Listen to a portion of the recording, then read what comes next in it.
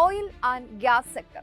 ഇത് കേൾക്കുമ്പോൾ നമ്മൾ ആദ്യം ചിന്തിക്കുക വലിയ റിഫൈനറികളെ കുറിച്ചോ അല്ലെങ്കിൽ ഫ്യൂൽ സ്റ്റേഷനോ ഒക്കെ ആകാം. എന്നാൽ ഇന്ത്യയുടെ ഊർജ്ജ മേഖലയുടെ സപ്ലൈ ചെയിനിൽ അതിനിർണായകമായ മറ്റൊരു ലോകമുണ്ട്. അതായത് ഭൂമിക്കടിയിൽ നിന്ന് ഖനനം ചെയ്തെടുക്കുന്ന ഇന്ധനത്തെ ശുദ്ധീകരിച്ച് നമ്മുടെ ഇൻഡസ്ട്രീസിലേക്കും വീടുകളിലേക്കും എത്തിക്കുന്ന അതിപ്രധാന ഘട്ടം. ഈ ഒരു മിഡ് സ്ട്രീം സെഗ്മെന്റിലെ പവർ ഹൗസ് എന്ന് വിളിക്കാവുന്ന ഒരു കമ്പനിയാണ് നമ്മൾ ഇന്ന് പരിചയപ്പെടുന്നത്, Deep Industries Limited. Welcome to another brand new episode of stock discovery.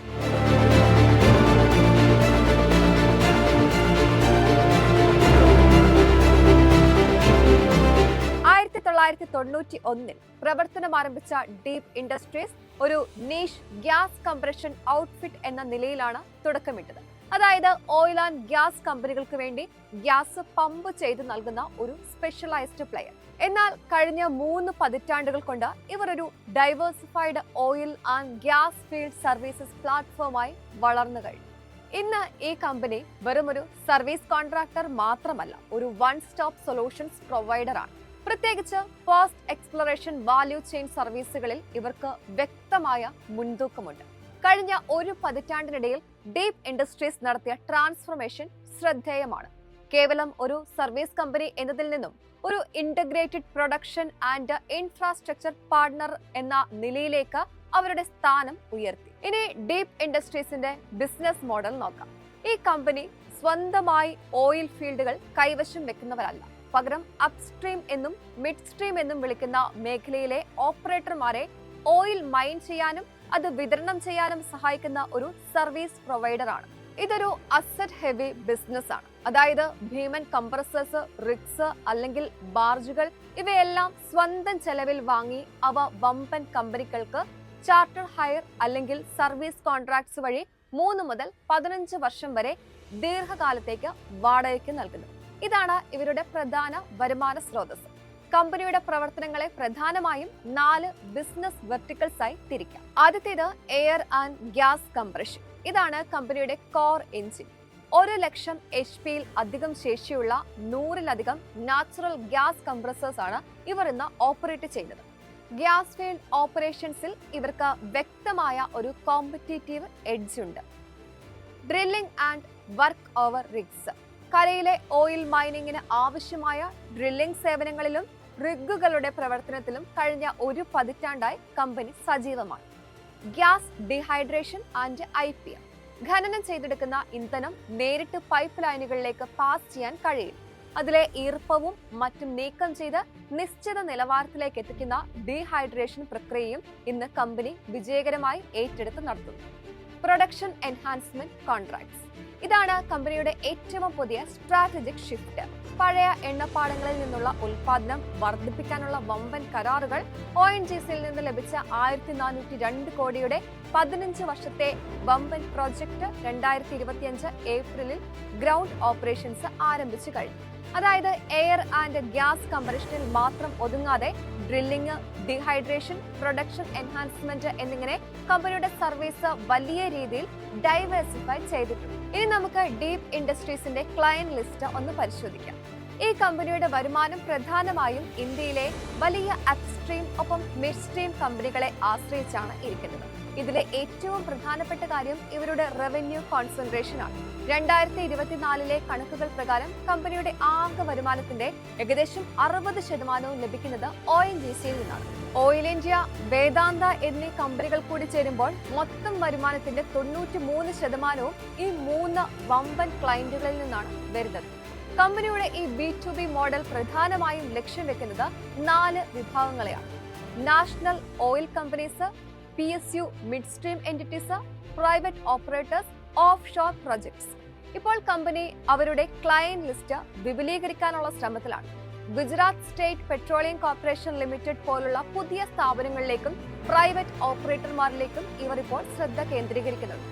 എന്നാൽ നമ്മൾ ശ്രദ്ധിക്കേണ്ട മറ്റൊരു കാര്യം ഇതിലെ കൗണ്ടർ പാർട്ടി റിസ്ക് ആണ്. ചുരുക്കം ചില വമ്പൻ കമ്പനികളിൽ നിന്ന് മാത്രം വരുമാനം വരുന്നത് ഒരു സ്ട്രക്ചറൽ റിസ്ക് ആയി മാനേജ്മെന്റും അനലിസ്റ്റുകളും വിലയിരുത്തുന്നു. എങ്കിലും ഈ ക്ലയന്റുകൾ നൽകുന്ന ദീർഘകാല കരാറുകൾ കമ്പനിക്ക് കൃത്യമായ കോൺട്രാക്ട് വിസിബിലിറ്റി ഉറപ്പാക്കുന്നുണ്ട്. ഓയിലിലെ ഗ്ലോബൽ സപ്ലൈ ഷോക്ക് ഡീപ് ഇൻഡസ്ട്രീസിനെ ബാധിച്ചു.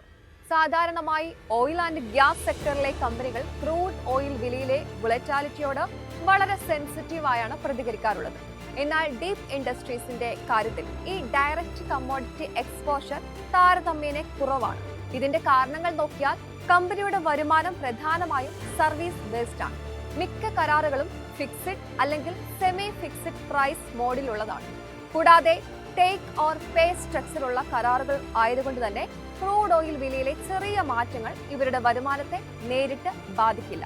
യഥാർത്ഥത്തിൽ കമ്പനിയുടെ പ്രധാന ഗ്രോത്ത് ഡ്രൈവർ എന്ന് പറയുന്നത് ഇന്ത്യയിലെ ഓയിൽ ആൻഡ് ഗ്യാസ് ക്യാപെക്സ് സൈക്കിളാണ്. ONGC, ഓയിൽ ഇന്ത്യ തുടങ്ങിയ MNCകൾ ഗ്യാസ് ഫീൽഡുകളിലും ഡ്രില്ലിംഗിലും നിക്ഷേപം തുടരുന്നിടത്തോളം കാലം കമ്പനിയുടെ ഓർഡർ ബുക്ക് സുരക്ഷിതമായി.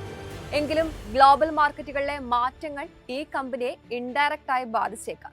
ക്രൂഡ് ഓയിൽ വില വലിയ രീതിയിൽ ഇടിയുകയാണെങ്കിൽ പൊതുമേഖലാ കമ്പനികൾ തങ്ങളുടെ ക്യാപെക്സ് കുറയ്ക്കാനോ കരാറുകൾ നെഗോഷിയേറ്റ് ചെയ്യാനോ മുതിർന്നേക്കാം.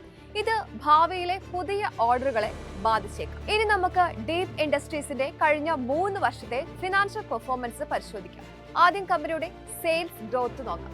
ഫിനാൻഷ്യൽ ഇയർ 2023 341 കോടി രൂപയായിരുന്ന സെയിൽസ് 2024 427 കോടിയായും 2025 സാമ്പത്തിക വർഷത്തിൽ 576 കോടിയായും വർദ്ധിച്ചു. അതായത് 3 വർഷത്തിനിടയിൽ വരുമാനത്തിൽ ഏകദേശം 69% ശക്തമായ വളർച്ചയാണ് കമ്പനി രേഖപ്പെടുത്തിയത്. ഓപ്പറേറ്റിംഗ് പ്രോഫിറ്റ് സൈഡ് നോക്കിയാൽ 2023 ഫിനാൻഷ്യൽ ഇയറിൽ 132 കോടിയായിരുന്ന ഓപ്പറേറ്റിംഗ് പ്രോഫിറ്റ് 2025 241 കോടിയായി ഉയർന്നു. ഓപ്പറേറ്റിംഗ് പ്രോഫിറ്റ് മാർജിൻ 39% നിന്ന് 42% ഇംപ്രൂവ് ചെയ്തിട്ടുണ്ട്. ഇത് കമ്പനിയുടെ ശക്തമായ ഓപ്പറേഷണൽ എഫിഷ്യൻസിയാണ് കാണിക്കുന്നത്. എന്നാൽ നെറ്റ് പ്രോഫിറ്റ് നോക്കിയാൽ 2023 ഫിനാൻഷ്യൽ ഇയറിലും 2024 125 കോടി രൂപ ലാഭമുണ്ടാക്കിയ ഈ കമ്പനി 2025 സാമ്പത്തിക വർഷത്തിൽ 79 കോടിയുടെ ലോസ് ആണ് രേഖപ്പെടുത്തിയത്. എന്തുകൊണ്ടാണ് ഈ നെഗറ്റീവ് പാറ്റ്? ഇത് കണ്ടപ്പോൾ പലർക്കും സംശയമുണ്ടായി, ബിസിനസ്സിൽ എന്തെങ്കിലും വലിയ പ്രശ്നമാണോ എന്ന്. പക്ഷേ മാനേജ്മെന്റ് നൽകിയ ക്ലാരിഫിക്കേഷൻ വളരെ ക്ലിയർ ആണ്. Kandla energy and chemicals, dolphin offshore എന്നീ അക്വിസിഷൻസ് കഴിഞ്ഞ ഒരു ഫിനാൻഷ്യൽ ക്ലീനപ്പ് എക്സസൈസ് ഇവിടെ നടന്നു. അതിനിടെ ഫിസിക്കലി ഇല്ലാത്ത ഇൻവെന്ററീസ്, റിക്കവർ ചെയ്യാൻ കഴിയാത്ത പെൻഡിങ് പേയ്മെന്റ്സ് ഇവ ബാലൻസ് ഷീറ്റിൽ നിന്ന് ഒഴിവാക്കേണ്ടി വന്നു.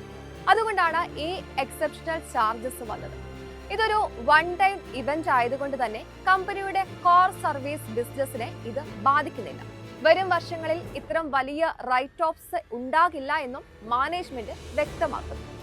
ഇനി ഡീപ് ഇൻഡസ്ട്രീസിന്റെ ബാലൻസ് ഷീറ്റ് സ്ട്രെങ്ത് നോക്കാം. ആദ്യമായി ഇക്വിറ്റി ക്യാപിറ്റൽ. കഴിഞ്ഞ കുറച്ച് വർഷങ്ങളായി കമ്പനിയുടെ ഇക്വിറ്റി ഷെയർ ക്യാപിറ്റൽ ഏകദേശം 32 കോടിയിൽ സ്റ്റേബിൾ ആണ്. അതായത് വലിയ ഡയലേഷൻ ഇല്ലാതെ കൺസിസ്റ്റന്റ് ഷെയർ ബേസ് മെയിൻറ്റെയിൻ ചെയ്യാൻ സാധിക്കുന്നു. ഇനി റിസർവ് സൈഡ് നോക്കുമ്പോൾ 2021 ഫിനാൻഷ്യൽ ഇയറിൽ ഏകദേശം 1030 കോടിയായിരുന്ന റിസർവ്സ് 2023 1338 കോടിയായി. സാമ്പത്തിക വർഷം 2025 അത് ഏകദേശം 1788 കോടി വരെ ഉയർന്നു. പ്രധാനമായ കാര്യം 2025 വലിയ എക്സെപ്ഷണൽ റൈറ്റ് ഓഫ് ഉണ്ടായിട്ടും റിസർവ്സ് സ്ട്രോങ് ആയി വളർന്നു. അതായത് കോർ ഓപ്പറേറ്റിംഗ് ബിസിനസ് വഴി റീറ്റെയിൻഡ് ഏർണിംഗ്സ് ശക്തമാണ്. ഇനി ഡെപ്റ്റ് സൈഡ് നോക്കിയാൽ ഡീപ് കംപ്ലീറ്റ്ലി ഒരു ഡെപ്റ്റ് ഫ്രീ കമ്പനി അല്ല. പക്ഷേ ലിവറേജ് ഇപ്പോഴും കൺട്രോൾഡ് ലെവലിലാണ്. 2024 സാമ്പത്തിക വർഷത്തിൽ ടോട്ടൽ ഡെപ്റ്റ് ഏകദേശം 158 കോടിയായിരുന്നു. 2025 സാമ്പത്തിക വർഷത്തിൽ അത് 205 കോടിയായി ഉയർന്നു. ഡെപ്റ്റ് എന്തുകൊണ്ട് കൂടി എന്ന് ചോദിച്ചാൽ പ്രധാന കാരണം ഹെവി ക്യാപെക്സ് ആണ്. 2024 ഫിനാൻഷ്യൽ ഇയറിൽ ഏകദേശം 210 കോടി, 2025 സാമ്പത്തിക വർഷത്തിൽ വീണ്ടും ഏകദേശം 208 കോടി ക്യാപെക്സ് ഔട്ട്ഫ്ലോ ഉണ്ടായി. എന്നാൽ ഡെപ്റ്റ് ടു ഇക്വിറ്റി റേഷ്യോ വെറും 0.1 ടൈംസ് മാത്രമാണ്. അതായത് ഡെപ്റ്റ് കൂടിയെങ്കിലും ബാലൻസ് ഷീറ്റിന് വലിയ സ്ട്രെസ് ഇല്ല. സിമ്പിളായി പറഞ്ഞാൽ ഡെപ്റ്റ് ഓപ്പറേഷണൽ വീക്ക്നെസ് കാരണമല്ല, ഫ്യൂച്ചർ ഗ്രോത്ത് പ്രൊജക്ട്സ് ഫണ്ട് ചെയ്യാനാണ്. ഇനി ഡീപ് ഇൻഡസ്ട്രീസിന്റെ പ്രധാന റിസ്കുകൾ കൂടി മനസ്സിലാക്കണം. ആദ്യമായി എക്സിക്യൂഷൻ റിസ്ക്. കമ്പനി ഒരേ സമയം പല വലിയ പ്രോജക്ട്സ് സ്കെയിൽ ചെയ്യുകയാണ്. PEC projects, offshore business, Kandla integration, കൂടാതെ core compression fleet expansion. Multiple engines ഒരുമിച്ച് റൺ ചെയ്യുമ്പോൾ പ്രൊജക്ട് ഡിലേസ്, കോസ്റ്റ് ഓവർറൺസ് പോലുള്ള റിസ്കുകൾ സ്വാഭാവികമായും കൂടും. രണ്ടാമതായി ക്ലയന്റ് കോൺസെൻട്രേഷൻ. ഡീപ് ഇൻഡസ്ട്രീസിന്റെ റവന്യൂവിന്റെ വലിയ ഭാഗം ONGC പോലുള്ള PSU ക്ലയൻസിൽ നിന്നാണ് വരുന്നത്. അതുകൊണ്ട് ടെൻഡറിംഗ് പ്രോസസ്സിൽ മാറ്റം വന്നാലോ, പ്രൈസിംഗ് പ്രഷർ ഉണ്ടായാലോ, പേയ്മെന്റ് സൈക്കിൾ വൈകിയാലോ ക്യാഷ് ഫ്ലോയെ നേരിട്ട് ബാധിക്കാം. പക്ഷേ പോസിറ്റീവ് സൈഡിൽ ചില സ്ട്രോങ് മിറ്റിഗൻസ് ഉണ്ട്.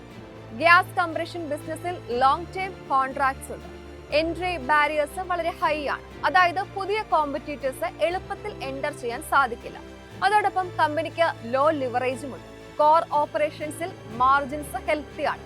ക്യാഷ് ജനറേഷനും സ്റ്റേബിൾ ആണ്. ഇനി ഇൻവെസ്റ്റേഴ്സിന് ഉണ്ടാകുന്ന പ്രധാന ചോദ്യം, ഡീപ് ഇൻഡസ്ട്രീസ് ഇപ്പോൾ ഇൻവെസ്റ്റ്മെന്റ് വർത്തി ആണോ എന്നാണ്. ഈ കമ്പനി ഒരു ഇൻട്രസ്റ്റിംഗ് കോമ്പിനേഷൻ ആണ് എന്ന് പറയാം.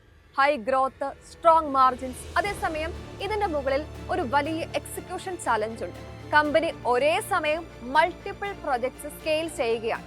അതുകൊണ്ട് എക്സിക്യൂഷൻ സക്സസ് തന്നെയാണ് ഫ്യൂച്ചർ റിട്ടേൺസ് ഡിസൈഡ് ചെയ്യുന്നത്. 2025 ഫിനാൻഷ്യൽ ഇയറിൽ റിപ്പോർട്ടഡ് ലോസ് കണ്ടപ്പോൾ പലർക്കും കൺസേൺ ഉണ്ടായിരുന്നു. ഇത് ബിസിനസിന്റെ തകർച്ചയല്ല, മറിച്ച് ബാലൻസ് ഷീറ്റ് സുതാര്യമാക്കാൻ നടത്തിയ ഒരു നോൺ റെക്കറിംഗ് ക്ലീനപ്പ് മാത്രമാണ്. സ്ട്രക്ചറൽ റിസ്ക് മനസ്സിലാക്കി ഇൻവെസ്റ്റ് ചെയ്യുന്നവർക്ക് സ്ട്രോങ് ലോങ് ടൈം ഓപ്പർച്യൂണിറ്റി നൽകുന്ന ബിസിനസ്സാണ് കമ്പനിയുടേത്. വാലുവേഷൻ നോക്കി എക്സിക്യൂഷൻ റിസ്ക് എത്ര കംഫർട്ടബിൾ ആണെന്ന് മനസ്സിലാക്കി അപ്രോച്ച് ചെയ്യേണ്ട സ്റ്റോക്കാണ് ഡീപ് ഇൻഡസ്ട്രീസ്. ഓർക്കുക, ഇതൊരു ഇൻവെസ്റ്റ്മെന്റ് അഡ്വൈസ് അല്ല, ഇൻഫർമേഷൻ പർപ്പസിന് വേണ്ടിയുള്ള അനാലിസിസ് ആണ്. ഇൻവെസ്റ്റ് ചെയ്യുന്നതിന് മുൻപ് ഒരു സെബി രജിസ്ട്രേഡ് അഡ്വൈസറിനെ സമീപിക്കുക. ഇതുപോലെ ഇൻട്രസ്റ്റിംഗ് ആയ മറ്റൊരു സ്റ്റോക്കുമായി സ്റ്റോക്ക് ഡിസ്കവറിയുടെ അടുത്ത എപ്പിസോഡിൽ കാണാം. നന്ദി.